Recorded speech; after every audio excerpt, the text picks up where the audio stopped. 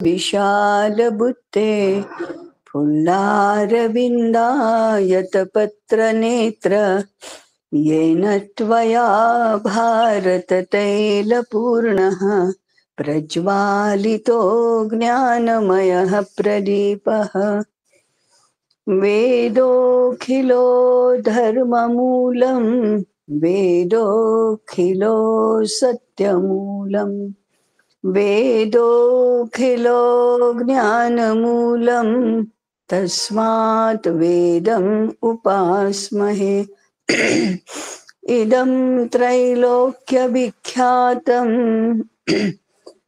विश्वकल्याणहेतुकम् शिक्षायां ज्ञानयज्ञार्थं नैमिषारण्यमुत्तमम् ज्ञानविज्ञानवृद्ध्यर्थं विद्यापीठमनारतं नित्यसिद्धमिदं भायात् पुनरुत्थानमुत्तमम् हरिः ओम्। अथ वेदांत सूत्राणि। ओम श्री परमात्मने नमः। चौथा अध्याय, पहला पाद। पहले पाद में 19 सूत्र हैं ताई, दूसरे में 20, तीसरे में 16, चौथे में 22, कुल 77 सूत्र हैं। ठीक। तो प्रथम पाद है, तीसरे अध्याय में परमात्मा की प्राप्ति के भिन्न भिन्न साधनों को बतलाने वाली श्रुतियों पर विचार किया गया।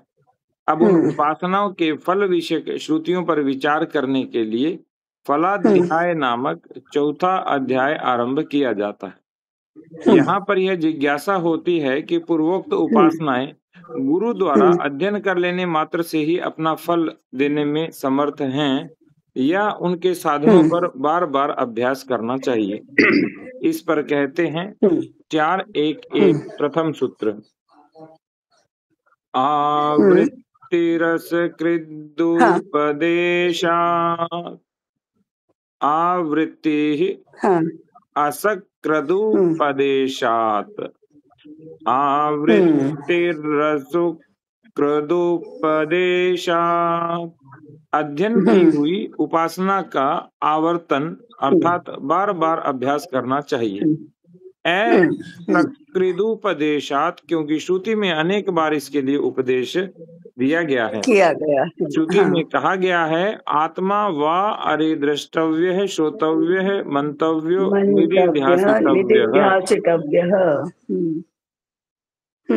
सूत्र 2, लिंगाच लिंगाच। स्मृति के वर्णन रूप लिंग या प्रमाण से भी यही बात सिद्ध होती है। सूत्र 3, भगवद गीता में यह बात कही गई है कि सर्वेषु कालेषु माम अनुस्मर और परमं पुरुषम दिव्यम याति पार्थानुचिंतयन्। सूत्र 3, आत्मेति तूपगच्छन्ति ग्राहयन्ति च। आत्मा इति तु उपगच्छन्ति च ग्राहयन्ति। आत्मेति तूपगच्छन्ति ग्राहयन्ति च। वह मेरी आत्मा है, इस भाव से ही ज्ञानी जन उसे जानते या प्राप्त करते हैं और ऐसा ही ग्रहण कराते या समझाते हैं। सूत्र 4, न प्रतीके नहि सह न प्रतीके नहि सह न प्रतीके नहि सह। प्रतीक में आत्म भाव नहीं करना चाहिए, क्योंकि वह उपासना का आत्मा नहीं है। सूत्र 5, ब्रह्म दृष्टिरुत्कर्षात्। उत्कर्षात् ब्रह्म दृष्टि ही, ब्रह्म दृष्टि उत्कर्षात्। ब्रह्म ही सर्वश्रेष्ठ है, इसलिए प्रतीक में ब्रह्म दृष्टि करनी चाहिए, क्योंकि निकृष्ट वस्तु में उत्कृष्ट की भावना की जाती है। सूत्र 6, आदित्यादिमतयश्चांग उपपत्तेः च अंगे आदित्यादिमतयः उपपत्तेः आदित्यादिमत्तयः उपपत्तेः आदित्यादिमत्तयश्चाङ्ग उपपत्तेः। अरे इधर है।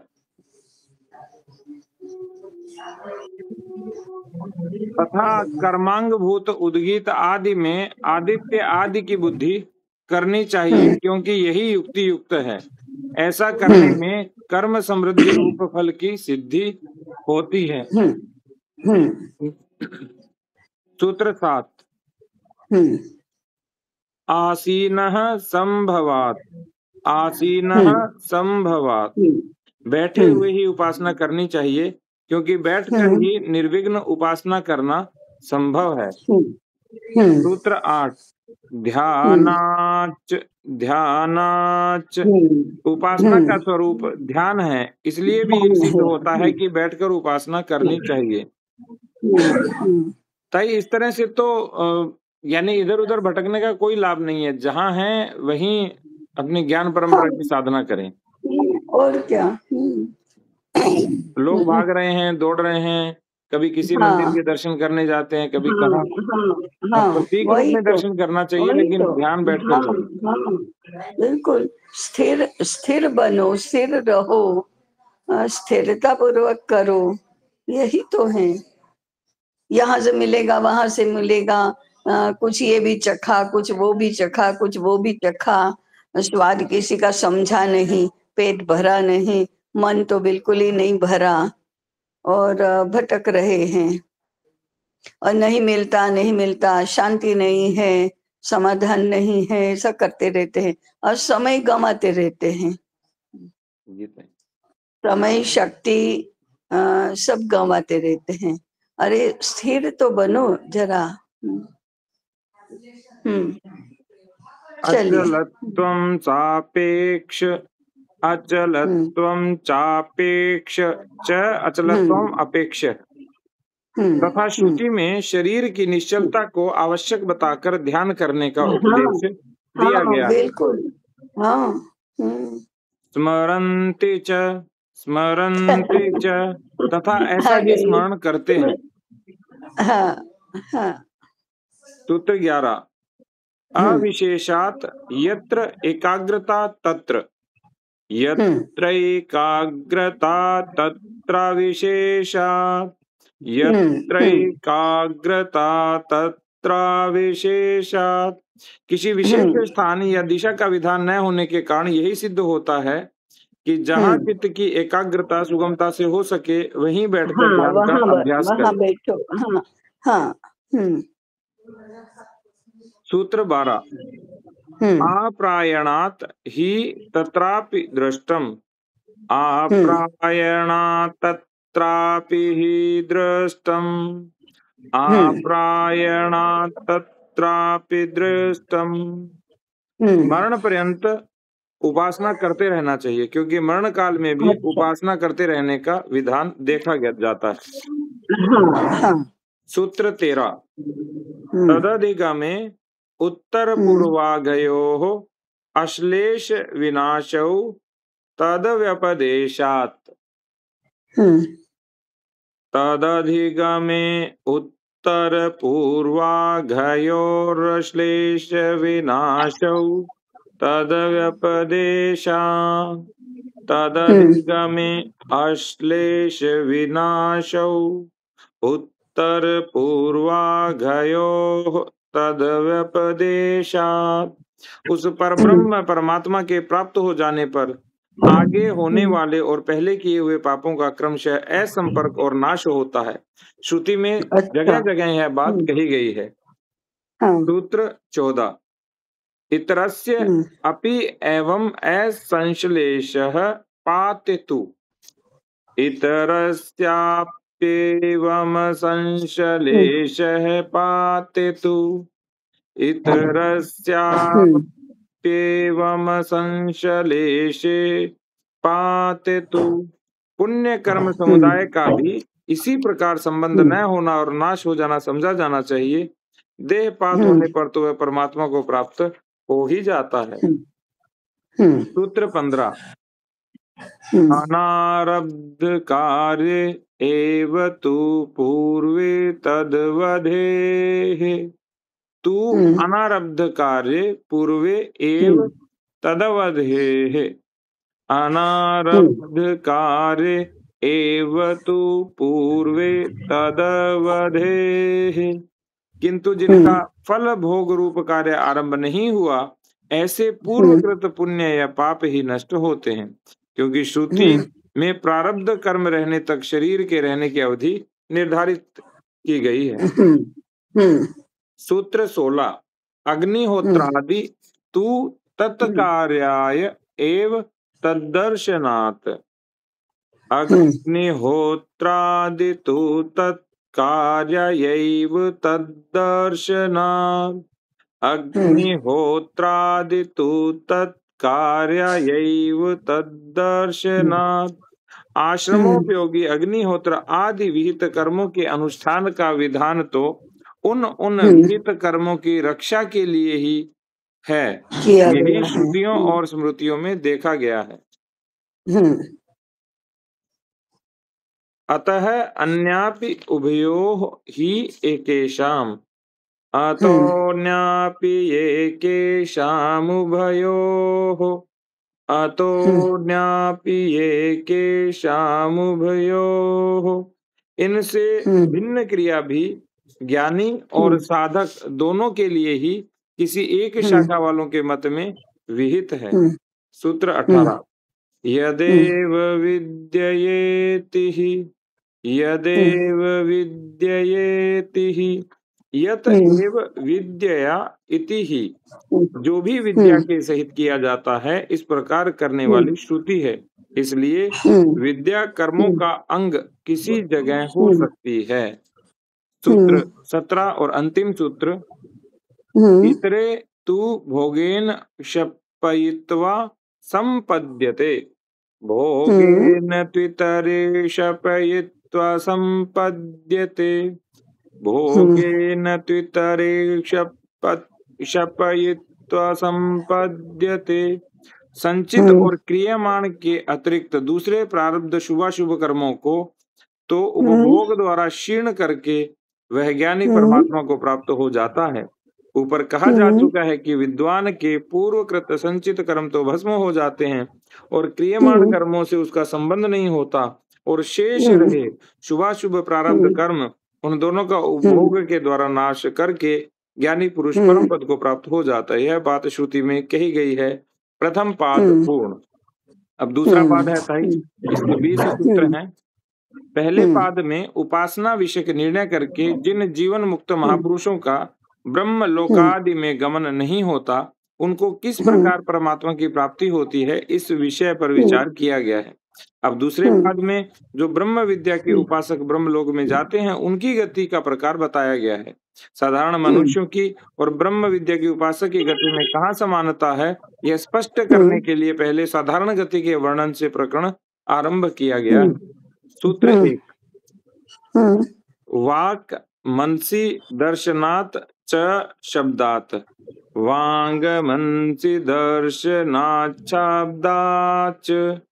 वांग मनसि दर्शनात् शब्दात्। वाणी मन में स्थित हो जाती है प्रत्यक्ष देखने से, और वेद वाणी से भी यह बात सिद्ध होती है। सूत्र 2, अतएव च सर्वाण्यनु। अतएव च सर्वाण्यनु। इसी से यह समझ लेना चाहिए कि उनके साथ साथ समस्त इंद्रियां भी मन में स्थित हो जाती हैं। सूत्र 3, उत्तरात् मनः प्राणे तत्। तन्मनः प्राण उत्तरात्। तन्मनः प्राण उत्तरात्। उसके बाद के कथन से भी स्पष्ट होता है कि वह इंद्रियों सहित मन प्राण में स्थित हो जाता है। सूत्र 4, तदुपगमादिभ्यः सह अध्यक्षे। सोऽध्यक्षे तदुपगमादिभ्यः। सोऽध्यक्षे तदुपगमादिभ्यः। उस जीवात्मा के गमन आदि के वर्णन से यह सिद्ध होता है कि वह प्राण मन इंद्रियों के साथ अपने स्वामी जीवात्मा में स्थित हो जाता है। सूत्र 5, भूतेषु तच्छ्रुते भूतेषु तच्छ्रुते तद्विषय श्रुति प्रमाण से सिद्ध होता है कि प्राण और मन इंद्रियों सहित जीवात्मा पांचों सूक्ष्म भूतों में स्थित हो जाता है। अच्छा, ये तो उल्टा चलता है। ये पांचों सूक्ष्म भूतों में पूर्व श्रुति में कहा गया है कि प्राण तेज में स्थित होता है। उससे सिद्ध होता है कि जीवात्मा, मन और समस्त इंद्रियां सबके सब सूक्ष्म भूत समुदाय में स्थित होते हैं, क्योंकि सभी सूक्ष्म भूत तेज के साथ मिले हुए हैं। अतः तेज के नाम से समस्त सूक्ष्म भूत समुदाय का ही कथन है।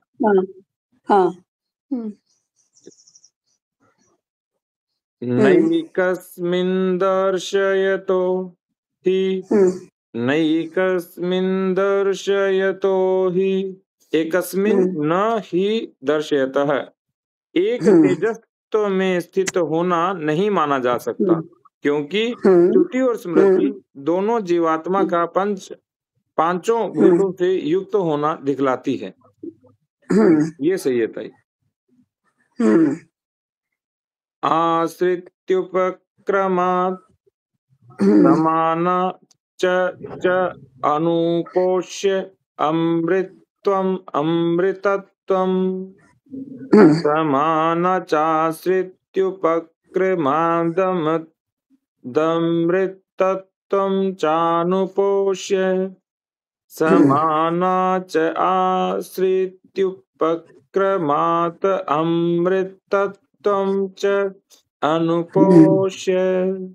देवयान मार्ग द्वारा ब्रह्मलोक में जाने का क्रम आरंभ होने तक दोनों की गति समान ही है, क्योंकि सूक्ष्म शरीर को सुरक्षित रखकर ही लाभ करना ब्रह्म विद्या का फल बताया गया है।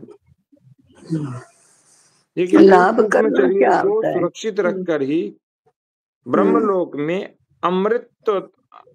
अमृत तत्व का लाभ करना ब्रह्म विद्या का फल है। अच्छा, शरीर को वैसा ही रखकर।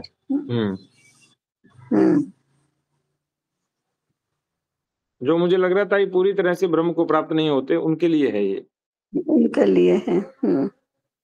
क्योंकि आरंभ उन्हीं के साथ होता है। तदापि ते संसार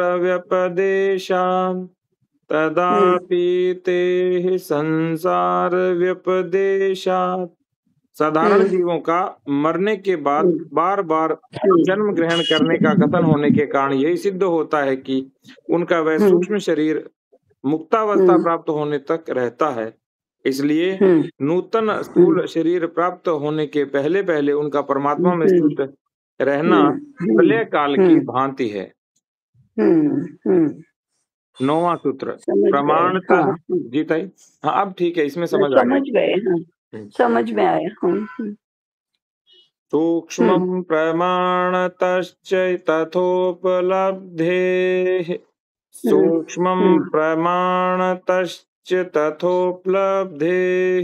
वेद प्रमाण से और वैसी ही उपलब्धि होने पर यही सिद्ध होता है कि जिसमें जीवात्मा स्थित होता है वह भूत समुदाय सूक्ष्म है। अच्छा। हाँ, जीवात्मा तो भूत समुदाय में भी होता है।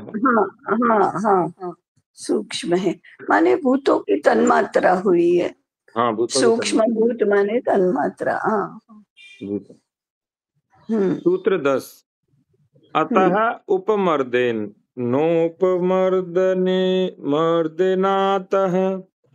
नोपमर्दनातः वह भूत समुदाय सूक्ष्म होता है, इसलिए इस स्थूल शरीर का दाह आदि के द्वारा नाश कर देने से उसका नाश नहीं होता। सूत्र 11 एषः ऊष्मा अस्य एव उपपत्तेः च अस्यैव चोपपत्तिरेष ऊष्मा अस्यैव चोपपत्तिरेष ऊष्मा। यह गर्मी जो कि जीवित शरीर में अनुभूत होती है इस सूक्ष्म शरीर की ही है। युक्ति से भी यह बात सिद्ध होती है, क्योंकि सूक्ष्म शरीर के निकल जाने पर स्थूल शरीर गर्म नहीं रहता। ये नई बात आई है ताई, यानी गर्मी उसी की है, सूक्ष्म शरीर की। हाँ, ये सही है ताई, सूक्ष्म शरीर की है गर्मी। उन्होंने तेज तो महाभूत है, परंतु उसका सूक्ष्म रूप बताया ना, उसमें रहता है, तो फिर वह सूक्ष्म ही रहा ना। जी ताई। हाँ, ये सारा भूतों के सूक्ष्म रूप में अवस्थित रहता है, ऐसा ही पूर्व में बताया है। इसलिए तेज से जो उष्मा प्राप्त होती है, वो भी तो सूक्ष्म ही होगी। हाँ, वो भी सूक्ष्म, सही है ताई। हम्म। प्रतिषेधादिति चेन्न शारीरात्, प्रतिषेधादिति चेन्न शारीरात्, चेत प्रतिषेधात इति न शारीरात। यदि कहो प्रतिषेध होने के कारण उसका गमन नहीं होता तो यह ठीक नहीं, क्योंकि उस हाँ, प्रतिषेध वचन के द्वारा जीवात्मा से हाँ, प्राणों को अलग होने का निषेध किया गया है। हाँ, सूत्र 13, हाँ, स्पष्टो ये केशाम, हाँ, स्पष्टो ही एकेशाम। एक शाखा वालों हाँ, की श्रुति में स्पष्ट ही हाँ, शरीर से प्राणों के उत्क्रम न होने की बात कही है, इसलिए यही सिद्ध होता है कि उसका गमन नहीं होता। आपका सूत्र आ गया ताई। स्मर्यते च तथा स्मृति से भी यही सिद्ध होता है। हाँ, सूत्र 15, तानि परे तथा याह, तानि परे तथा ही आह। वे प्राण, अंतःकरण, 5 सूक्ष्मभूत तथा इंद्रियां सबके सब उस पर ब्रह्म में विलीन हो जाते हैं, क्योंकि ऐसा ही अच्छा, श्रुति में आता है। अच्छा, अच्छा, अच्छा, हाँ, वो तो विलीन तो ताई सारे ही हो जाते हैं ना फिर। हाँ, हाँ, हाँ, हाँ, हाँ, सूत्र क्योंकि 5 स्थूल महाभूतों में ही दहन संस्कार से हो जाते हैं विलीन। उसका जो सूक्ष्म है, वही सारा सूक्ष्म इसके साथ रहेगा, तो वो सारा का सारा संघात सूक्ष्म इसमें विलीन हो जाता है। जी ताई। हम्म, हम्म। ये स्थूल और सूक्ष्म शरीर की जो भिन्नता है, वो इससे स्पष्ट होती है। और मृत्यु के साथ स्थूल शरीर का क्या होता है और सूक्ष्म शरीर का क्या होता है, ये बताता है ये। जी ताई। हम्म, अविभागवचनात्, हम्म, अविभागवचनात्, श्रुति के कथन से यह हम्म, पता चलता है कि विभाग हम्म, नहीं रहता। हम्म, हम्म, सूत्र 17, हम्म, तदोकोग्रज्वलनम तत्प्रकाशित द्वारः विद्या हम्म, सामर्थ्यात् च हम्म, तच्छेषगत्यनुस्मृति योगात् हम्म, यर्दानुग्रहीत हम्म। शताधिकया। ये ताई सबसे बड़ी इतना बड़ा सूत्र है ये। सबसे बड़ा सूत्र है ताई। हाँ, यही इतना तो। बड़ा अभी तक नहीं देखा मैंने। बहुत बड़ा है। हाँ। तदोकोग्रज्वलनम तत्प्रकाशित द्वारो विद्या सामर्थ्यात्तच्छे गत्यनुस्मृति योगाच् हम्म, हार्दानुग्रहीतः शताधिकया। अच्छा। तदोकोग्रज्वलनम हम्म, तत्प्रकाशित द्वारः हम्म, विद्या सामर्थ्यात् हम्म, तच्छेषगत्यनुस्मृति हम्म, यार्दानुग्रहीतः च हम्म, शताधिकया। हम्म, स्थूल शरीर से निकलते हम्म, समय तदोकोग्रज्वलनम अर्थात उस हम्म, हम्म, जीवात्मा का निवास स्थान जो हृदय है, उसके हम्म, अग्रभाग में प्रकाश हो हम्म, जाता है। तत्त हम्म, प्रकाशित द्वार अर्थात हम्म, उस प्रकाश हम्म, से जिनके निकलने का द्वार प्रकाशित हो गया, ऐसा हम्म, वह विद्वान ब्रह्म विद्या के प्रभाव से तथा तच्छेष गत्यनुस्मृति योगात अर्थात उस विद्या का शेष अंग जो ब्रह्मलोक में गमन है, उस गमन विषयक संसार की स्मृति के योग से हार्दानुग्रहीत अर्थात हृदयस्थ परमेश्वर की कृपा से अनुग्रहित हुआ 100 नाड़ियों से अधिक जो एक सुषुम्ना नाड़ी है उसके द्वारा ब्रह्मरंध्र से निकलता है शताधिकया। अच्छा।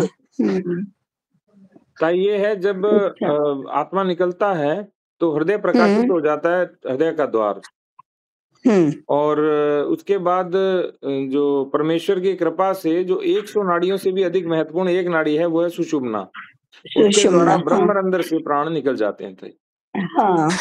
तो वो तो ब्रह्मरंध्र से प्राण निकल जाएंगे तो ब्रह्मलोक में जाएगा। ब्रह्मलोक में जाएगा। ये ब्रह्मलोक वाले के लिए लिखा है ताई। ब्रह्मलोक वाले के लिए लिखा है। सूत्र 18 रश्म्यनुसारे रश्म्यनुसारे सूर्य की रश्मियों में स्थित हो उन्हीं का अवलंबन करके वह सूर्य लोक के द्वारा ब्रह्मलोक में चला जाता है, उसी रश्मि के माध्यम से चला जाता है ताई।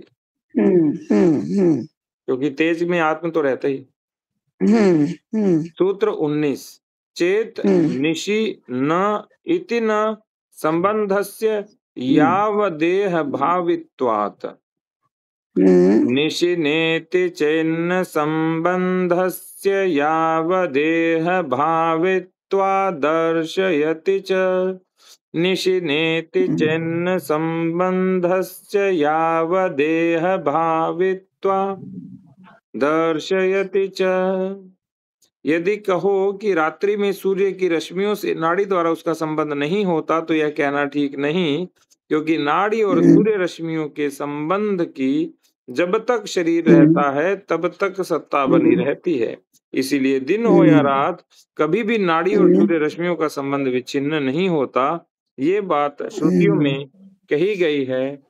दूसरे पाद का चौथे अध्याय का अंतिम सूत्र अतः चायनेपि दक्षिणे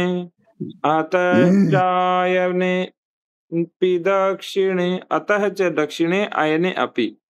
इस पूर्व में कहे हुए कारण से ही दक्षिण अयन में मरने वाले का भी ब्रह्मलोक में गमन हो जाता है। तो 21 है सूत्र, 21वां सूत्र अंतिम है। योगिनः प्रति च स्मर्यते स्मार्ते चैते च योगिनः प्रति स्मर्यते च एते स्मार्ते। योगिनः प्रति च स्मर्यते स्मार्ते चैते। इसके अतिरिक्त योगी के लिए यह काल विशेष का नियम स्मृति में कहा गया है तथा वहां कहे हुए ये पुनरावृत्ति और पुनरावृत्ति दोनों मार्ग से स्मार्त है। जो ताई गीता में आता है ना वही है। गीता। दूसरा पाद और तीसरा पाद। तीसरे पाद में 16 सूत्र हैं ताई। दूसरे पाद में बताया गया कि ब्रह्मलोक में जाने के मार्ग का आरंभ होने से पूर्व तक की गति वाणी मन में लय होना विद्वान और अविद्वान दोनों के लिए एक समान है। फिर अविद्वान कर्मानुसार संसार में पुनः नूतन शरीर ग्रहण करता है और ज्ञानी महापुरुष ज्ञान से प्रकाशित मोक्ष नाड़ी द्वार का आश्रय ले सूर्य की रश्मियों द्वारा सूर्य लोक में पहुंचकर वहां ब्रह्मलोक में चला जाता है। रात्रि और दक्षिणायन काल में भी विद्वान इस ऊर्ध्व गति में कोई बाधा नहीं आती, किंतु ब्रह्मलोक में जो जाने का मार्ग है उसका वर्णन कहीं अर्ची मार्ग, कहीं उत्तरायण मार्ग और कहीं देवयान मार्ग के नाम से किया गया है। इन मार्गों के चिन्ह भी भिन्न भिन्न बताए गए हैं। इसलिए यह जिज्ञासा होती है कि उपासना और अधिकारी के भेद से मार्ग भिन्न भिन्न है या एक ही मार्ग के सभी नाम हैं। इसके अतिरिक्त मार्ग में कहीं तो नाना देवताओं के लोकों का वर्णन आता है, कहीं दिन पक्ष मास अयन और संवत्सर का वर्णन आता है और कहीं केवल सूर्य रश्मियों या सूर्य लोक का ही वर्णन आता है। यह वर्णन का भेद एक मार्ग से मानने से किस प्रकार संगत होता, अतः इस विषय का निर्णय करने के लिए तीसरा पाद या अगला प्रकरण आरंभ करते हैं। सूत्र 1 अध्याय 4 पाद 3 अर्चिरादिना तत्प्रथीते अर्चिरादिना तत्प्रथिते। अर्ची से आरंभ होने वाले एक ही मार्ग से ब्रह्मलोक को जाते हैं, क्योंकि ब्रह्म ज्ञानियों के लिए यह एक ही मार्ग विभिन्न नामों से विख्यात है। अर्ची नाम है था इसका। अर्ची। अर्ची। सूत्र 2। वायुम अब्दात अविशेष विशेषाभ्याम। वायुम अब्दाद विशेष वायुम अब्दाद विशेष विशेषाभ्याम। वायुम अब्दात अविशेष विशेषाभ्याम। वायुलोक को संवत्सर के बाद और सूर्य के पहले समझना चाहिए, क्योंकि कहीं वायु का वर्णन समाभाव से है तो कहीं वायु का वर्णन विशेष भाव से है। सूत्र 3। तडितः अधि वरुणः संबंधात्। तडितोऽधिवरुणः संबंधात्। तडितोऽधिवरुणः संबंधात्। विद्युत से ऊपर वरुण लोक को समझना चाहिए, क्योंकि उन दोनों का परस्पर संबंध है। सूत्र 4। आतिवाहिकाः तल्लिंगात्। आतिवाहिकास्तल्लिंगात्। वे उन सब साधनों को एक स्थान से दूसरे स्थान तक पहुंचा देने वाले उन लोकों के अभिमानी पुरुष हैं, क्योंकि श्रुति में वैसा ही लिंग या लक्षण देखा जाता है। सूत्र 5। उभयव्यामोहात् तत्सिद्धेः। उभयव्यामोहात् तत्सिद्धेः। दोनों के मोह युक्त होने का प्रसंग आ जाता है, इसलिए उनको अभिमानी देवता मानने से ही उनके द्वारा ब्रह्मलोक तक ले जाने का कार्य सिद्ध होता है, अतः वैसा ही मानना चाहिए। सूत्र 6। ततः वैद्युतेन एव तच्छ्रुतेः। वैद्युतेनैव तत्श्रुतेः। वैद्युतेनैव तत्श्रुतेः। वहां से आगे ब्रह्मलोक तक विद्युत लोक में प्रकट हुए अमानव पुरुष द्वारा ही पहुंचाए जाते हैं, क्योंकि वैसा ही श्रुति में कहा गया। सूत्र 7। कार्यं बादरीरस्य गत्युपत्तेः। कार्यं बादरिः अस्य गत्युपपत्तेः। कार्यं बादरिः अस्य गत्युपपत्तेः। आचार्य बादरी का मत है कि कार्य ब्रह्म को अर्थात हिरण्य गर्भ को प्राप्त होते हैं, क्योंकि गमन करने से कथन की उपपत्ति इस कार्य ब्रह्म के लिए ही हो सकती है। सूत्र 8। विशेषितत्वाच्। विशेषितत्वाच् तथा विशेषण देकर स्पष्ट किया गया, इसलिए भी कार्य ब्रह्म की प्राप्ति मानना ही उचित है। सूत्र 9। सामीप्यात्तु तदव्यपदेशः। सामीप्यात्तु तदव्यपदेशः। वह कथन तो ब्रह्म की समीपता के कारण ब्रह्म के लिए भी हो सकता है। सूत्र 10।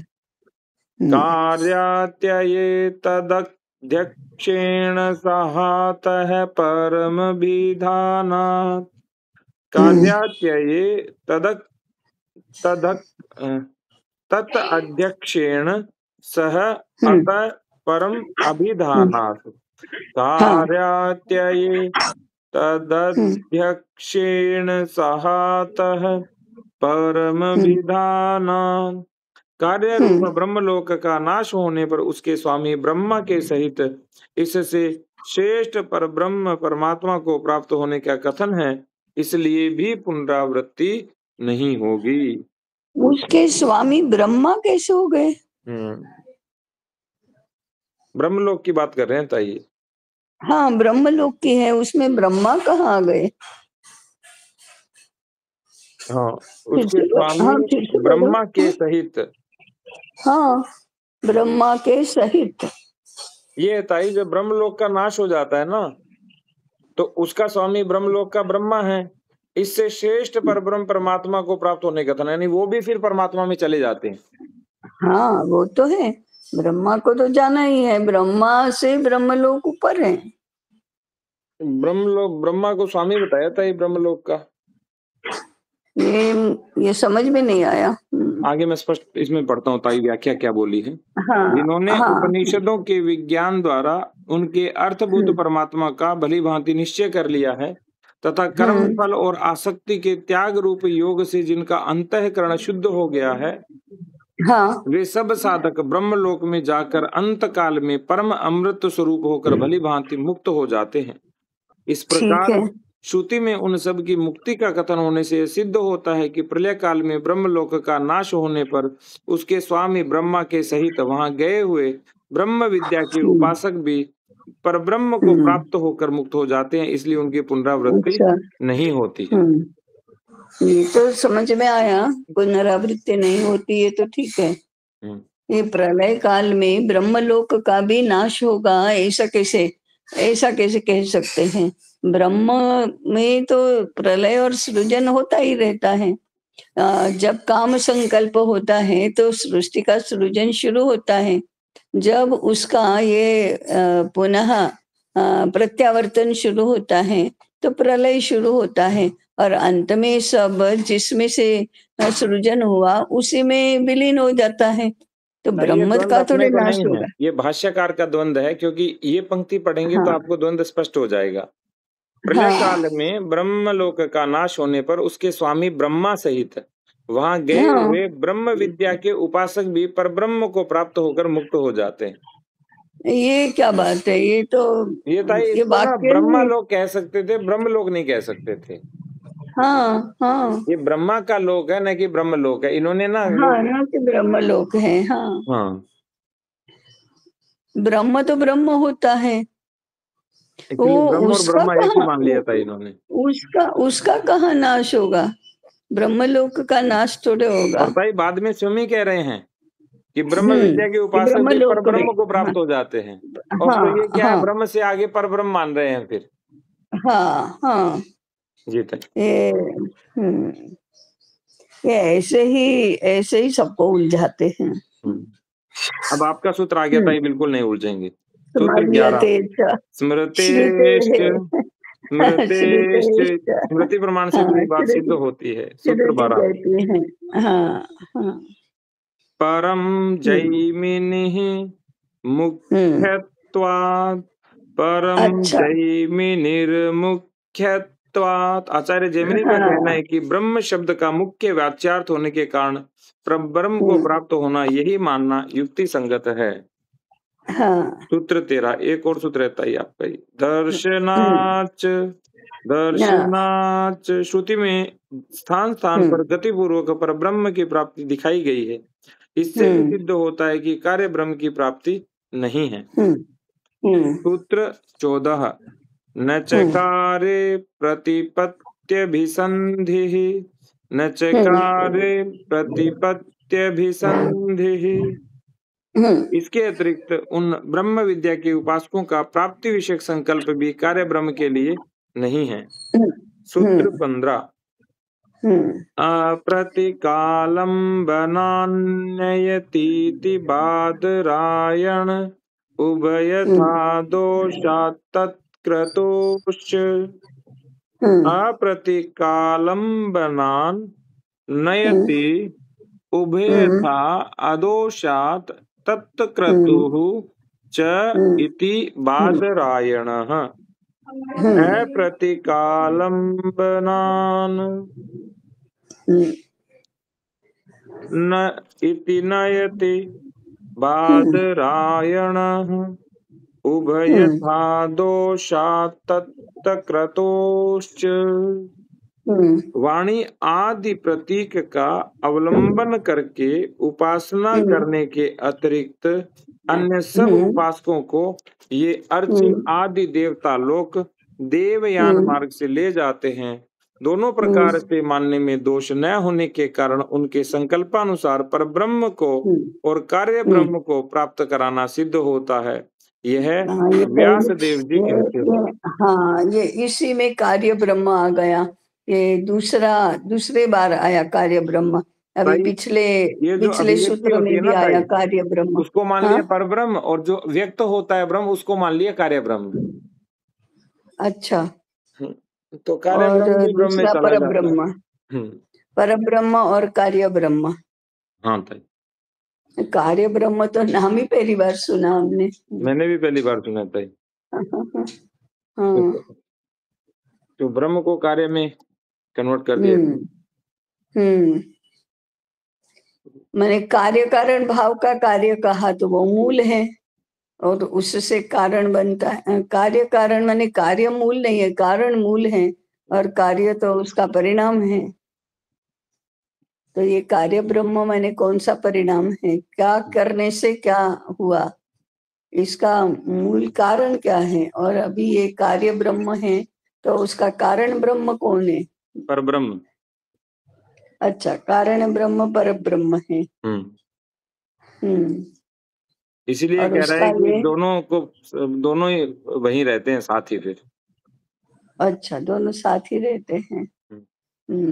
तो पर ब्रह्म के परम धाम में पहुंच जाते हैं, अच्छा। और उनका मार्ग भी भीड़ भी होती है प्रजापति ब्रह्मा के लोक से होकर ही जाता है। तो उसमें भीड़ नहीं होती, फिर वहां से है? वापस नहीं आते तो। ताई, इनका जो तात्पर्य है ना, वो है जो ब्रह्मा का लोक है इसे उन्होंने ब्रह्म लोक कह दिया, ब्रह्म लोक को कार्य ब्रह्म कह दिया। तो कहते हैं कि परब्रह्म तक जाने के लिए भी आपको ब्रह्म लोक के माध्यम से जाना पड़ता है। हम जो हाँ, मानते ये हैं तो वो परब्रह्म और ब्रह्म एक ही मानते हैं, इसलिए हमारा ब्रह्म लोक और इनका परब्रह्म धाम एक ही है ताई। एक ही है। जी ताई, समझो? ओ, ये संजू बैठा है क्या? मुझे कुछ समझ नहीं आया ताई, ऊपर से चला गया। ताकि मुझे हाँ। बहुत आनंद आ रहा है ताई के साथ, है ना, दार्शनिक चर्चा करके बहुत आनंद आता है मुझे। दर्शन करो, लाभ बहुत हो गया, बहुत अंदर तक जाते हैं तो आनंद आता है फिर। विशेषम च दर्शयति, विशेषम च दर्शयति, इसका विशेष कारण श्रुति भी दिखाती है ताई। तीसरा पाद पूर्ण हुआ, चौथा पाद आरंभ। इसमें 22 सूत्र हैं। तीसरे अरे पाद वाह। में अर्ची हाँ, आदि मार्ग द्वारा परब्रह्म और कार्य ब्रह्म के लोक में जाने वालों की हाँ, गति विषय निर्णय लिया गया है। हाँ। अब उपासकों के अच्छा। संकल्पानुसार ब्रह्म लोक में पहुंचने के बाद जो स्थिति का भेद होता है उसका निर्णय करके चौथा पाद आरंभ करते हैं। उसमें पहले उन साधकों के विषय में निर्णय करते हैं जिनका उद्देश्य परब्रह्म की प्राप्ति है, जो उस परब्रह्म के अप्राकृत दिव्य परम धाम में जाते हैं। सूत्र 1, संपद्याविर्भावः स्वेन शब्दान्, संपद्य आविर्भावः स्वेन शब्दात्। परम धाम को प्राप्त होकर इस जीव का अपने वास्तविक स्वरूप से प्राकट्य होता है, क्योंकि श्रुति में ऐसा कहा गया है। सूत्र 2, मुक्तः प्रतिज्ञानात्, मुक्तः प्रतिज्ञानात्, प्रतिज्ञा की जाने के कारण यह सिद्ध होता है कि वह स्वरूप सब प्रकार से बंधनों से मुक्त होता है। सूत्र 3, आत्मा प्रकरणात्, आत्मा प्रकरणात्, प्रकरण से सिद्ध होता है कि वह शुद्ध आत्मा हो जाता है। अच्छा, सूत्र तो 4, अशुद्ध आत्मा भी होता है क्या? हाँ, जब तक ताई संस्कार रहते हैं उसको ही अशुद्ध बोलते हैं। अशुद्ध आत्मा। तो एक शब्द मैंने पढ़ा तो है, अब कहाँ पढ़ा उसका कोई ध्यान में नहीं आता, और कहीं खोजने पर पढ़ने को मिलता नहीं है। एक ब्रह्म है, एक शबल ब्रह्म है। हाँ, ये तो मैंने पढ़ा है ताई, बहुत बार पढ़ा है। हाँ, शबल ब्रह्म। ये शबल ब्रह्म क्या है फिर? जी ताई, मैं देखता हूँ ताई। हाँ, परब्रह्म, जी ताई, परब्रह्म और ब्रह्म कहते हैं, तब ये ब्रह्म माने शबल ब्रह्म होगा। और यदि परब्रह्म को ब्रह्म कहा, तो अभी जिसको ब्रह्म कह रहे हैं वो शबल ब्रह्म है। वो शबल ब्रह्म मैंने जो पढ़ा था, उससे मेरी जो समझ बनी है वो ऐसे है कि शबल ब्रह्म ही अपना पुरुष है, प्रकृति के माने चेतन है, जो जड़ के साथ मिलने योग्य होता है। जो ब्रह्म है या जो पर ब्रह्म है वो स्वयं नहीं कुछ करता, वो इसके साथ प्रकृति के साथ नहीं मिलता। जो चेतन है वही शबल ब्रह्म है, वही चिज्जड़ ग्रंथि फॉर्म कर सकता है, क्योंकि उसमें थोड़ी अशुद्धि चाहिए। शबल माने जो धुंधला हुआ है, जिसमें कुछ मिलावट हुई है, ऐसा उसको शबल ब्रह्म कहते हैं। जैसे सुवर्ण है, उसका यदि हमको अलंकार बनाना है तो शुद्ध सुवर्ण का नहीं बन सकता, उसमें तांबा या कोई ना कोई धातु मिलानी ही पड़ती है, तभी वह आकार ग्रहण करता है और वैसा बना रहता है। नहीं तो सुवर्ण स्वयं जरा मृदु होता है तो अलंकार रूप में नहीं ढल सकता, इसलिए उसमें जो मिलाते हैं। ऐसे परब्रह्म जो हैं वो स्वयं सृष्टि का सृजन प्रकृति के बिना नहीं कर सकता, तो प्रकृति के साथ मिलने के लिए उसे शबल ब्रह्म के रूप में ही रूपांतरित होना पड़ता है। उसी को हम पुरुष कहते हैं, वो चेतन कहते हैं, जो जड़ के साथ मिल सकता है। अब इतनी इतनी व्याख्या मैंने पढ़ी थी। मुझे लगता है कि पातंजल योग प्रदीप जो है उसमें पढ़ी होगी, परंतु उसके बाद मैंने एक दो बार बहुत सारे पृष्ठ उलट कर पलट कर देखा, लेकिन मुझे मिला नहीं। हाँ, मैंने एक एक पृष्ठ ध्यान से पुनः नहीं पढ़ा, इसलिए हो सकता है कि मैं स्किप ओवर कर गई हूँ उसको। ताई, शबल ब्रह्म का अर्थ होता है विशेषताओं या गुणों वाला ब्रह्म या रंग हाँ बिरंगा हाँ ब्रह्म। वो हाँ, ब्रह्म वही जो वही। माया या प्रकृति से युक्त हो जाता है और गुणों के हाँ हाँ कारण व्यक्त होता है, उसे शबल ब्रह्म कहते हैं। हाँ, वो शबल तो ब्रह्म के चिज्जड़ बीच ग्रंथि हुई। हाँ, शबल ब्रह्म के विपरीत होता है अशबल ब्रह्म। तो ताई, जो शबल हाँ, ब्रह्म है वो कुंडिक उपनिषद में आता है, कुंडिक। कुंडिक उपनिषद, हम्म अच्छा। और ये हमारे चिज्जड़ ग्रंथि है हमारी। मुख्य एकादश उपनिषद में नहीं आता। ना, मुख्य में नहीं है ताई, हो सकता है औरों में हो, लेकिन अच्छा, इसमें उसका उल्लेख दिया है ताई। हाँ हाँ हाँ तो हाँ, शबल वही चिज्जड़ शबद ग्रंथि ब्रह्म है। माने मिलावट, मिलावट वाला ब्रह्म। तो चिज्जड़ ग्रंथि तो है ताई। इसका इसका अर्थ ये हुआ, मैंने प्रकृति के साथ मिला हुआ ब्रह्म, इसका अर्थ है चिज्जड़ ग्रंथि। हम्म प्रकृति के साथ मिला हुआ चेतन या ब्रह्म, वही तो चित जड़ ग्रंथि है। तो ताई, ये पुरुष नहीं हो सकता जो हम सोचते हैं, पुरुष से एक और आगे हाँ, की अवस्था है। पुरुष नहीं हो सकता, चित जड़ ग्रंथि हो सकती चिज्जड़ है। ग्रंथि है शबल ब्रह्म ताई, क्योंकि इन्होंने हाँ कह ही हाँ दिया कि प्रकृति के साथ मिला और रंग बिरंगा। हाँ हाँ, माने जिसमें गुण और भूत जिसमें से होते हैं। जी। हम्म, ये रंग अविभागे बिरंगा और ये सारे तो उसके उसके वर्णन है। बाकी वो मिला हुआ माने चिज्जड़ ग्रंथि, ये तो ठीक है। उसका रंग कौन सा है और रूप कौन सा है, आकार कौन सा है, वो इससे कोई अभिप्रेत नहीं है। हम्म, अशुद्ध ये ठीक है, मिला हुआ ये ठीक है। अविभागेन दृष्टत्वात्, हम्म अविभागेन दृष्टत्वात्। उस हम्म मुक्तात्मा की स्थिति उस परब्रह्म में अविभक्त रूप से होती है, क्योंकि यही बात श्रुति में देखी जाती है। सूत्र 5, हम्म ब्राह्मेण जैमिनिः उपन्यासादिभ्यः, हम्म ब्राह्मेण जैमिनीरुपन्यासादिभ्यः। आचार्य हम्म जैमिनी कहते हैं ब्रह्म के सदृश रूप से स्थित होता है, क्योंकि हम्म श्रुति में जो उसके स्वरूप का निरूपण किया गया है उसे देखने और स्मृति हम्म प्रमाण से भी यही सिद्ध होता है। हम्म सूत्र 6, हम्म चेते तन्मात्रेण तदात्मकत्वात् इति औडुलोमिः। चेते तन्मात्रेण तदात्मकत्वात् इति औडुलोमिः। केवल चेतन मात्र स्वरूप में स्थित रहता है, क्योंकि उसका वास्तविक स्वरूप वैसा ही है, ऐसा आचार्य ओडुलोमी कहते हैं। हम्म सूत्र 7। एवं उपन्यासात् अपि पूर्वभावात् अविरोधं बादरायणः बादरायण कहते हैं। एवमप्युपन्यासात् पूर्वभावादविरोधं बादरायणः। इस प्रकार से अर्थात ओडोलोमी और जेमिनी के कथनानुसार भी श्रुति में उस मुक्तात्मा के स्वरूप का निरूपण होने से तथा पहले चौथे सूत्र में कहे हुए भाव से भी सिद्धांत में कोई विरोध नहीं है, यह बादरायण कहते हैं। हाँ हाँ। सूत्र 8। इनके बादरायण, जैमिनी, औदुलोमी ये मुख्य संदर्भ वाले ऋषि हैं। जी। जैमिनी तो पूर्व मीमांसा दर्शन वाले ही हैं, परंतु बादरायण और औदुलोमी ये विशेष हैं। जी।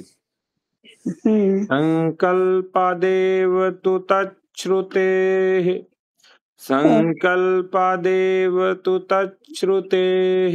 उन भोगों की प्राप्ति तो संकल्प से ही होती है, क्योंकि श्रुति में यही बात कही गई है। हाँ, सूत्र क्या 9। संकल्प से, क्या कैसी प्राप्ति संकल्प से होती है? यह आत्मा मन रूप दिव्य नेत्रों से ब्रह्मलोक के समस्त भोगों को देखता हुआ रमण करता है। यह बात श्रुति में कही गई है। इससे सिद्ध होता है कि मन के द्वारा केवल संकल्प से ही उपासक को उस लोक के दिव्य भोगों का अनुभव होता है। जी। अच्छा, मन के संकल्प। हाँ, ये बता रहे हैं शुरुआत में कि परब्रह्म के अप्राकृत दिव्य परम धाम में क्या होता है। अच्छा। हाँ, तो संकल्प से ही भोगों को देखते हैं। हाँ, भोगों का अनुभव होता है, उतना ही आनंद आता है।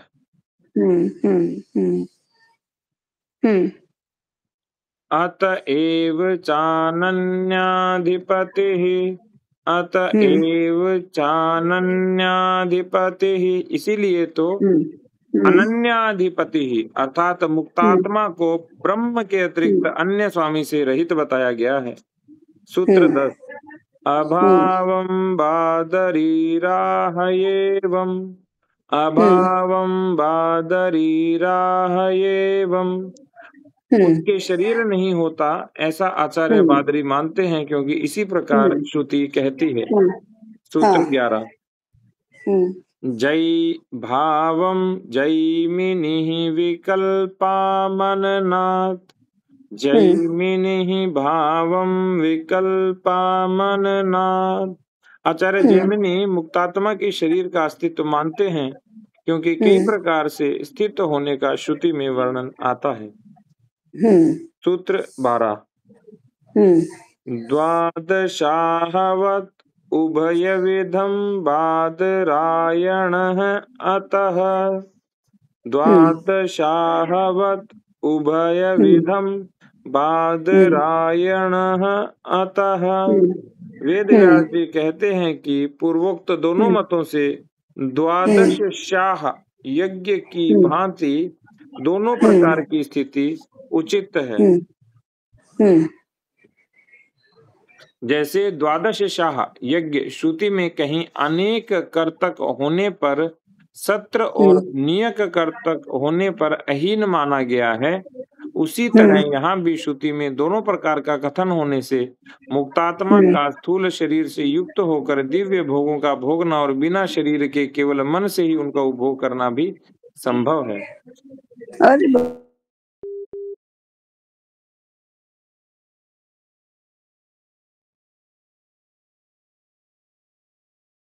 जी ताई। सूक्ष्म शरीर से केवल संकल्प मात्र से भोगना है तो मनुष्य जिंदा होना चाहिए, इस भूलोक में ही होना चाहिए। इस स्थूल शरीर को से भोगने के लिए कहाँ जाएगा? इसी भूलोक में तो रहेगा। ये कह रहे थे मुक्तात्मा स्थूल शरीर से युक्त होता है तो दिव्य भोगों को भोगता है, बिना शरीर से मन से भोगता है, ये कह रहे थे। हाँ हाँ हाँ, तो ये तो है उसी को जीवन मुक्त कहते होंगे ना। जी ताई। जैसे जनक जनक राजा विदेह कहा जाता है, राजा देह तो जनक। है, जनक विदेह, तो देह तो है उसका, उसी को जीवन मुक्त कहा। ऐसे श्री कृष्ण स्वयं जीवन मुक्त ही है, तो स्थूल शरीर से भी भोग तो भोगते ही हैं। उल्टे सारी दुनिया में लोग जो भोगते हैं उससे तो ज्यादा भोगते हैं अच्छी तरह से। वो स्थूल शरीर से भी होता है और संकल्प से भी होता है। जी ताई। हम्म तन्व भावे संध्यावदुपपत्तेः तन्भावे संध्यावद उपपत्तेः। शरीर के अभाव में स्वप्न की भांति भोगों का उपभोग होता है, क्योंकि यह मानना युक्ति संगत है। सूत्र 14 है। भावे जागृतवत शरीर होने पर जागृत अवस्था की भांति उपभोग होना हाँ युक्ति संगत है। हाँ हाँ हाँ, आवाज आनी बंद हो गई। प्रदीपवत् आवेशः तथा दर्शयति प्रदीपवत् आवेशः ही तथा दर्शयति। दीपक की भांति सभी शरीरों में मुक्त आत्मा का प्रवेश हो सकता है, क्योंकि श्रुति ऐसा दिखाती है। सूत्र 16। स्वाप्यय संपत्त्यो अन्यतरापेक्षम् आविष्कृतं हि स्वाप्यय संपत्त्यो अन्यतरापेक्षम् आविष्कृतं ही। सुषुप्ति और परब्रह्म की प्राप्ति, इन दोनों में से किसी एक की अपेक्षा से कहे हुए वे वचन हैं, क्योंकि श्रुतियों में इस बात का स्पष्ट उल्लेख किया गया है। सूत्र 17। जगद व्यापार वर्जम प्रकरणात् असन्निहितत्वाच्च जगद व्यापार वर्जम प्रकरणात् असन्निहितत्वाच्च। जगत की रचना आदि व्यापार को छोड़कर और बातों में ही उनका सामर्थ्य है, क्योंकि प्रकरण से यही सिद्ध होता है, तथा जगत की रचना आदि व्यापार से इनका कोई निकट संबंध नहीं दिखाया गया है, इसलिए भी वही बात सिद्ध होती है। सूत्र 18। प्रत्यक्षोपदेशात् इति न च आधिकारिक मंडलस्थोक्तेः चेत प्रत्यक्षोपदेशात् इति न आधिकारिक मंडलस्थोक्तेः प्रत्यक्षोपदेशादिति चेन्नाधिकारिक मंडलस्थोक्तेः। यदि कहो कि वहां प्रत्यक्ष रूप से इच्छानुसार लोकों में विचरने का उपदेश है, अर्थात वहां जाकर इच्छानुसार कार्य करने का अधिकार बताया गया है, तो यह बात नहीं है, क्योंकि वह कहना अधिकारियों के लोकों में स्थित भोगों का उपभोग करने के लिए ही है। सूत्र 19। विकारावर्ती च तथा ही स्थितिमाह विकारावर्ती च तथा ही स्थितिमाह। इसके अतिरिक्त वह मुक्तात्मा जन्मादि विकारों से रहित ब्रह्म रूप फल का अनुभव करता है, क्योंकि उसकी वैसी स्थिति श्रुति कहती है। सूत्र 20। दर्शयतश्चैवं प्रत्यक्षानुमाने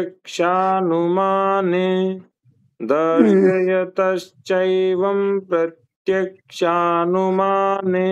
श्रुति और स्मृति भी इसी प्रकार दिखलाती है। सूत्र 21। भोग मात्र साम्यलिंगात्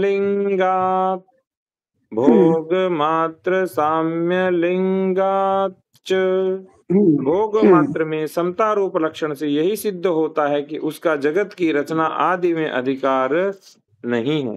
नहीं है। अंतिम सूत्रताई अनावृत्ति शब्दाद अनावृत्ति शब्दाद अनावृत्ति शब्दात शब्दात वृत्ति अनावृत्ति शब्दाद अनावृत्ति शब्दात ब्रह्मलोक में गए हुए आत्मा का पुनरागमन नहीं होता है। यह बात श्रुति के वचन से सिद्ध होती है। पुनरागमन नहीं होता, पुनरागमन नहीं होता, नहीं होता है। इतनी बात समझ में आई। जी ताई, अंतिम बात। श्री वेद व्यास रचित वेदांत दर्शन ब्रह्म सूत्र का चौथा अध्याय पूर्ण हुआ। वेदांत दर्शन संपूर्ण हुआ। संपूर्ण हुआ। ये हमारी कल्पना वेदांत माने ब्रह्म सूत्र की बहुत अलग थी। मैंने क्या थी वो नहीं पता, लेकिन ऐसी तो नहीं थी। तो कल्पना बहुत अलग थी। और ये सब पढ़ा तो जैसे आधी बात तो समझ में ही नहीं आई, और आधी मैंने समझ में नहीं आई ये ऐसा क्यों कह रहे हैं, ऐसा क्यों कह रहे हैं, इससे नहीं समझ में आई। दूसरी बात ये पूर्व पक्ष क्यों इतना अधिक कह रहे हैं, ये भी नहीं समझ में आई, क्योंकि उनकी आधे सूत्र तो पूर्व पक्ष का उत्तर देने में ही गया है। सीधा सीधा स्टेटमेंट होता तो इतने सूत्र नहीं होते, आधी संख्या हो जाती। तो पूर्व पक्ष ऐसा कहता है तो ऐसा नहीं है, इसमें ऐसा कहा है तो ऐसा नहीं है, कोई ऐसा कहता है तो ऐसा नहीं है। ऐसा कहते कहते इनके बहुत सारे सूत्र खर्च हो गए। अगर वो नहीं होता और सीधा सीधा स्टेटमेंट होता, क्योंकि हमें तो पूर्व पक्ष मालूम ही कहाँ है कि कौन इसको मना कर रहा है करके। पूर्व पक्ष हाँ, हम उपस्थित कर सकते हैं पूर्व पक्ष, क्योंकि हमें कुछ जानना है, कुछ हाँ कह रहे ना कह रहे या अलग से समझ रहे हैं तो। लेकिन ये इतने सारे पूर्व पक्ष का उत्तर देते देते हमारे लिए वो पूर्व पक्ष का भी ज्ञान नहीं तो उत्तर पक्ष का क्या करेंगे। और उसके बाद जो सिंपल प्लेन स्टेटमेंट्स हैं वो कम है। और सूत्र तो बहुत ही स्मर्यते कितनी बार आया, श्रुते है च कितनी बार आया, वो भी यदि प्रमाण दे रहे हैं अपने कथन के लिए वो भी नहीं होता तो केवल वेदांत दर्शन का प्रतिपादन इससे 1/3 सूत्रों में हो जाता। मुझे लग रहा है ताई हमें ना, तो मुझे लगता है कि हमें ऐसी एक एक्सरसाइज करनी चाहिए कि सिंपल प्लेन स्टेटमेंट्स कितने हैं इसमें, पूर्व पक्ष नहीं और श्रुति और स्मृति का प्रमाण भी नहीं। बादरायण क्या कह रहे हैं, जैमिनी क्या कह रहे हैं, औडुलोमी क्या कह रहे हैं वो भी नहीं, व्यास मुनि क्या कह रहे हैं, सिंपल प्लेन स्टेटमेंट्स। तो मुझे नहीं लगता कि 50-60 से अधिक होंगे। फिर बात समझ में आएगी कि ये सीधा सीधा एक के बाद एक क्या कह रहे हैं। ये तो एक बात मेरे मन में आई। दूसरी, हम जो वेदांत में समझ रहे हैं एकात्मता और आत्म तत्व और उससे फिर अक्षर पुरुष जो गीता के आधार पर हमारी धारणा बनी है सारी सृष्टि रचना की, एकात्म मानव दर्शन पढ़ने से जो बनी है, उसके अनुसार हम कल्पना कर रहे थे कि वेदांत सूत्र में ये होगा। क्यों उपनिषदों की भी हम तैत्तिरीय, ईशावास्य के प्रश्न भी पढ़ा है। ऐसे तो मुंडक मांडुक्य ये सब पढ़े हैं, लेकिन अभी स्मरण में नहीं है इतना। लेकिन तैत्तिरीय स्मरण में है, ईशावास्य स्मरण में है, प्रश्नोपनिषद स्मरण में है। उसके आधार पर ये जो कल्पना बनी थी कि वेदांत सूत्र में तो ये मूल होगा, परंतु उसके बाद ये समझ में आया कि सबसे पहले उपनिषद है, फिर भगवत गीता है और उसके बाद ब्रह्म सूत्र है। हम ऐसा समझ रहे थे, माने मैं ऐसा समझ रही थी कि पहले ब्रह्म सूत्र है, बाद में भगवत गीता है, क्योंकि ये दोनों तो एक की ही रचना है। और फिर उपनिषद है अन्य अन्य ऋषियों के दर्शन। लेकिन ये क्रम मुझे लगता है कि पहले उपनिषद, फिर भगवत गीता, बाद में ब्रह्म सूत्र। फिर दूसरा भी मुझे ये भी याद आया कि हाँ, हमने भी शिक्षा सूत्रों की रचना जो की है, वो पहले तो इतने 5 ग्रंथ लिखे, बाद में शिक्षा सूत्र बने हैं। पहले शिक्षा सूत्र बने और बाद में ये 5 ग्रंथ लिखे, ऐसा नहीं हुआ है। हाँ, दूसरों के लिए अब पहले शिक्षा सूत्र और उसका भाष्य समझते जाओ, लेकिन रचना में तो पहले भाष्य ग्रंथ है, बाद में सूत्र बने हैं। इनका भी ऐसे ही हुआ होगा, पहले उपनिषदों का अध्ययन हुआ, फिर भगवत गीता और पूर्ण महाभारत लिखी गई और बाद में ब्रह्म सूत्र की रचना की, ऐसा मुझे लगता है। अभी हम सातवड़ेकर जी का और इनका उपनिषद और पुरुषार्थ प्रबोधिनी पढ़ेंगे तो फिर ध्यान में आ जाएगा, ये भी ध्यान में आ जाएगा। लेकिन इसको छोड़ना नहीं है, एक बार तो वेदांत दर्शन सांगोपांग पूर्ण कर ही लेना है। भाई अभी क्या है ना, हमारा जो मत है वो मूल रूप से गीता को लेकर बना हुआ है। हाँ, गीता को लेकर बना है। और बाकी हाँ, कुछ और भी नहीं कुछ पढ़ा हुआ है। मात्रा में, कुछ मात्रा में ये 2-3 उपनिषद है ना। हाँ, तो अभी मुझे लग रहा है कि कुछ कुछ पढ़ के फिर दोबारा वेदांत सूत्र को थोड़ा हाँ, कुछ कुछ सूत्र लेने पड़ेंगे मुख्य मुख्य। हाँ, हाँ, हाँ, जैसे कम से कम उसमें 50 सूत्र तो सीधा ही उसमें बन से जाएंगे।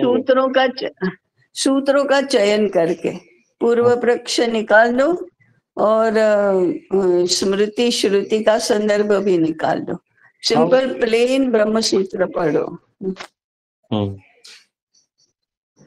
तो एकदम से स्पष्ट हो जाएगा। और ताई मुझे लग रहा है वो जेमिनी के समर्थक रहे होंगे और जेमिनी को सिद्ध करने के चक्कर में गड़बड़ बहुत किया उन्होंने। लेकिन जैमिनी को क्यों सिद्ध करना चाहिए, क्योंकि जैमिनी तो पूर्व मीमांसा के सूत्रकार हैं या दर्शन, जैमिनी का पूर्व मीमांसा दर्शन कहा जाता है। व्यास मुनि का वेदांत दर्शन, जैसे पातंजलि योग सूत्र है, पतंजलि का योग दर्शन, ईश्वर कृष्ण की सांख्यकारिका, गौड़पाद कारिका तो मुझे लगता है वेदांत की ही है।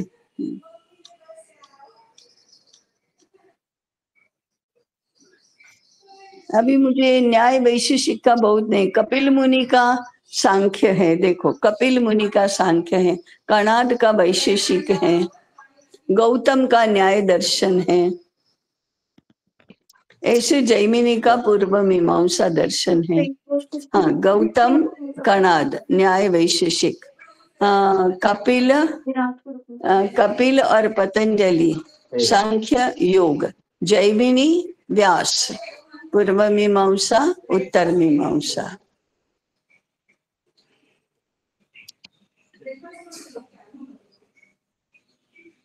हाँ, सांख्य सूत्र ने ईश्वर कृष्ण की सांख्य कारिका है, सूत्र नहीं है।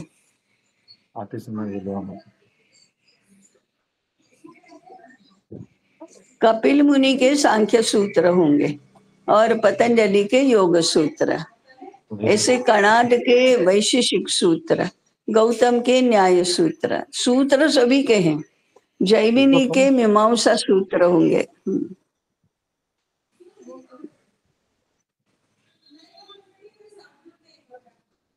एक बार तो ये दर्शन वाला मामला ठीक कर लेना है।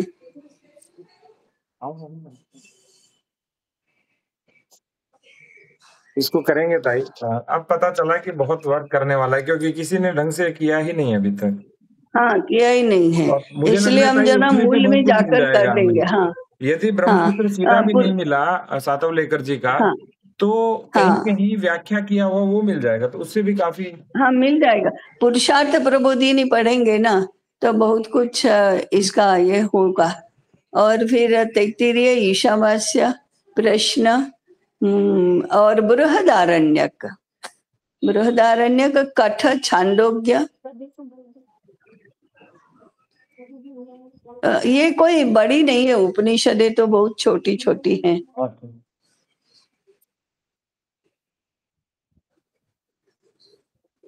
और जितने सातवड़ेकर जी के भाष्य जितने उपनिषदों के मिलते हैं, वो सातवड़ेकर जी के पढ़ लेंगे।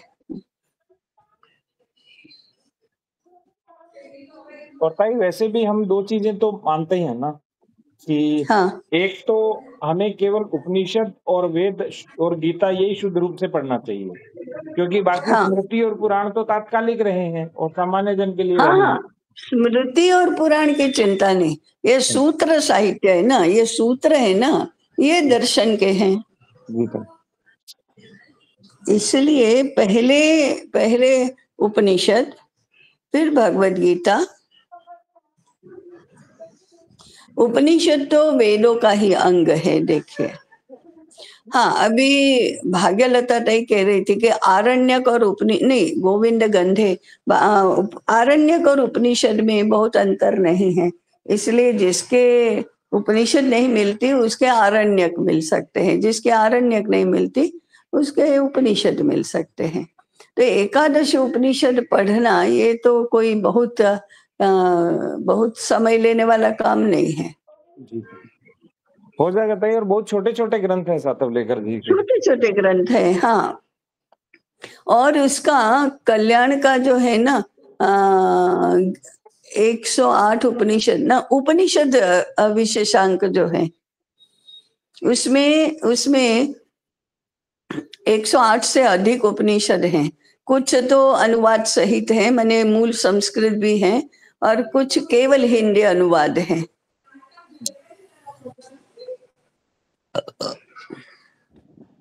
जी ताई।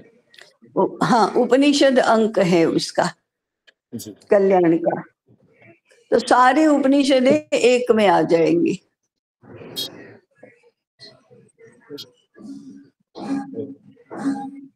और भाष्य मिलेंगे सातवड़ेकर जी के, वो भाष्य पढ़ेंगे, नहीं तो एक बार प्लेन अनुवाद सहित पढ़ लेना, जी ताई।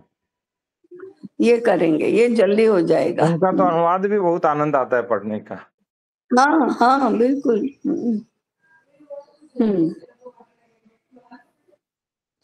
ठीक है, जी ताई। चलो। हाँ जी। बाबा। हाँ।